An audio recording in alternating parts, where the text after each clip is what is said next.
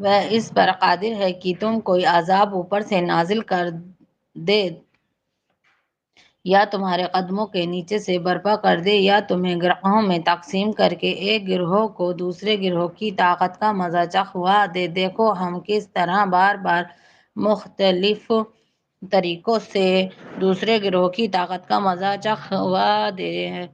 دیکھو ہم کس طرح بار بار مختلف طریقوں سے اپنی نشانیاں ان کے سامنے پیش کر رہے ہیں، شاید کہ یہ حقیقت کو سمجھ لیں۔ تمہاری قوم اس کا انکار کر رہی ہے، حالانکہ وہ حقیقت ہے۔ ان سے کہہ دو کہ میں تم پر حوالے دار نہیں بنایا گیا ہوں، ہر خبر کے ظہور میں آنے کا ایک وقت مقرر ہے، عن قریب تم کو خود انجام معلوم ہو جائے گا۔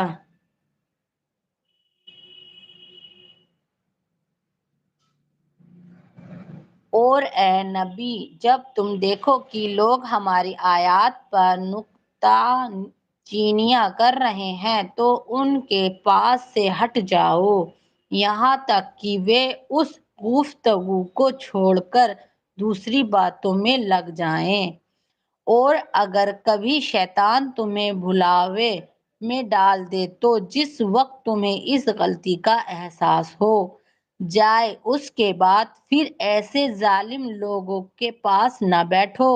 ان کے حساب میں سے کسی چیز کی ذمہ داری پرہیزگار لوگوں پر نہیں ہے، البتہ نصیحت کرنا ان کا فرض ہے، شاید کہ وہ غلط تروی سے بچ جائیں۔ چھوڑو ان لوگوں کو جنہوں نے اپنے دین کو کھیل اور تماشا بنا رکھا ہے اور جنہیں دنیا کی زندگی فریب میں مبتلا کیے ہوئے ہے۔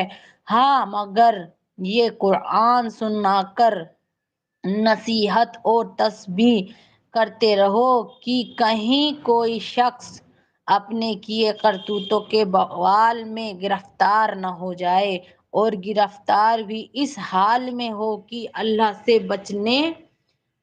سے بچانے والا کوئی حامی و مددگار اور کوئی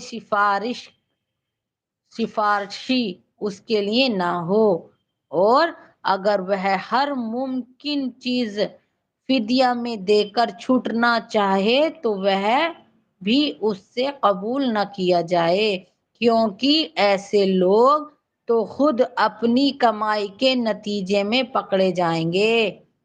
ان کو تو اپنے انکار حق کے معاوضے میں کھولتا ہوا پانی پینے کو اور دردناک عذاب بھگتنے کو ملے گا۔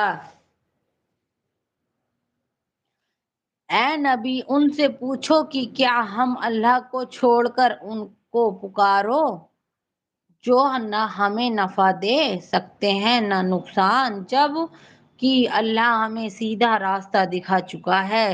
تو کیا اب ہم الٹے پاؤں پھر جائیں؟ کیا ہم اپنا حال اس شخص کا سا کر لیں جسے شیطانوں نے صحرا میں بھٹکا دیا ہو اور وہ حیران و سرگرداں پھر رہا ہو، درآ حال کہ اس کے ساتھی اسے پکار رہے ہوں کہ ادھر آ، یہاں یہ سیدھی راہ موجود ہے۔ کہو حقیقت میں صحیح رہنمائی تو صرف اللہ ہی کی رہنمائی ہے، اور اس کی طرف سے ہمیں یہ حکم ملا ہے کہ مالک کائنات کے آگے سر اطاعت خم کر دو، نماز قائم کرو اور اس کی نافرمانی سے بچو، اسی کی طرف تم سمیٹے جاؤ گے۔ وہی ہے جس نے آسمان و زمین کو برحق پیدا کیا ہے، اور جس دن وہ کہے گا کہ حشر ہو جائے اسی دن وہ ہو جائے گا، اس کا ارشاد عین حق ہے۔ اور جس روز سور پھونکا جائے گا اس روز بادشاہی اسی کی ہوگی، وہ غیب اور شہادت ہر چیز کا عالم ہے۔